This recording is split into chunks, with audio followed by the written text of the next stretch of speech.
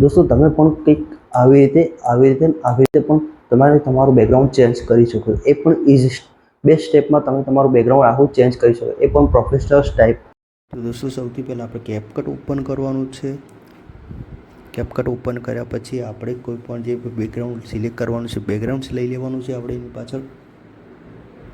Background select કર્યું, background select કર્યા પછી નીચે ઓવરલે પર જઈ અને આપણે જે પણ વિડીયો રાખવાનો છે એ વિડીયો લઈ લેવાનો છે દોસ્તો. આપણે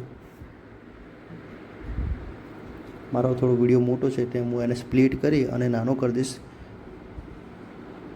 ને આ વિડીયોને હું ડ્રેગ કરી અને મારા જે બેકગ્રાઉન્ડ છે બેકગ્રાઉન્ડ નીચે એક્ઝેક્ટ મૂકી દઈશ.